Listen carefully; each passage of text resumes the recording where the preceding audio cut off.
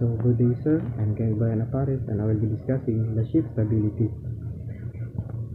So what is ship stability? The ship stability is the ability to remain upright in water and return to an upright position if tilted by external forces. So ito ang kakayahan na when ang barko ay na-tilt dahil sa mga external forces gaya ng mga alon, ay bumabalik ito sa kanyang upright position para maging stable ang barko.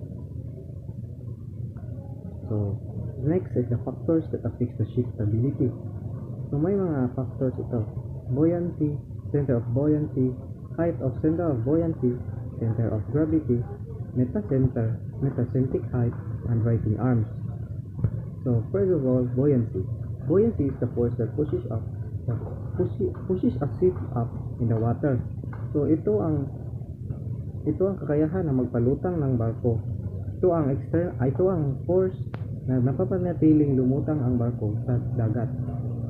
Next, center of buoyancy is the point which an object buoyant force acts on fluid, such as water on the or air. So makikita nyo sa illustration na may nakalagay na letrang B. Yan ang mismong center of buoyancy sa submerged part ng barko. The next is KB or height of center of buoyancy. Measures the vertical distance of B from the keel.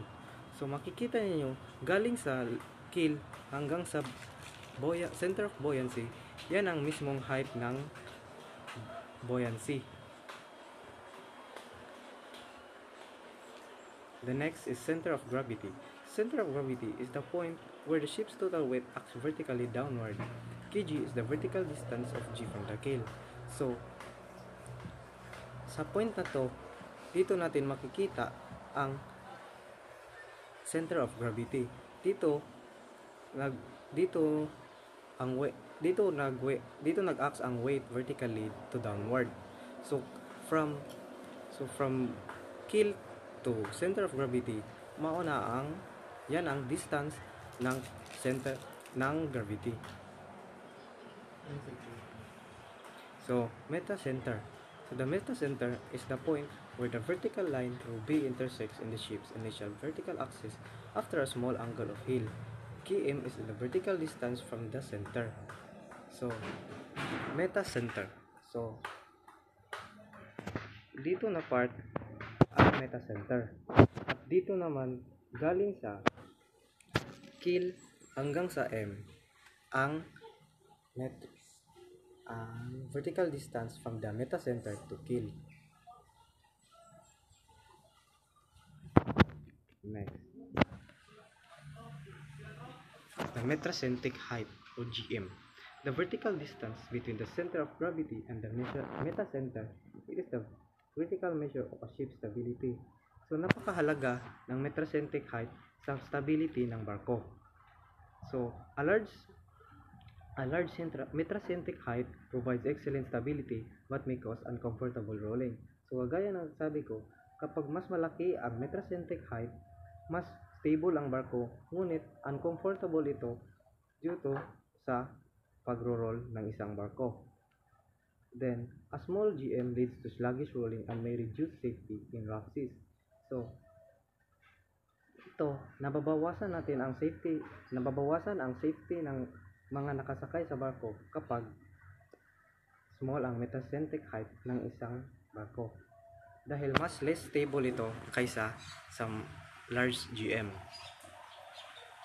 So, next is righting arm. So, the righting arm is the horizontal distance between the center of gravity and the vertical line of action, buoyancy. GZ measures the ship's ability to right itself when heeled.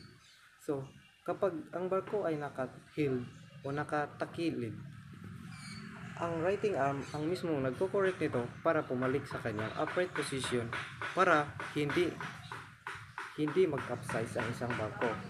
So, a long GZ provides strong riding moment, ensure the ship recovers from tilting. Improper loading reduces GC, risking capsizing in rough condition.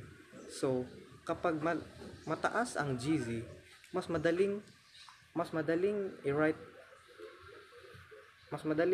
i-correct ang isang barko.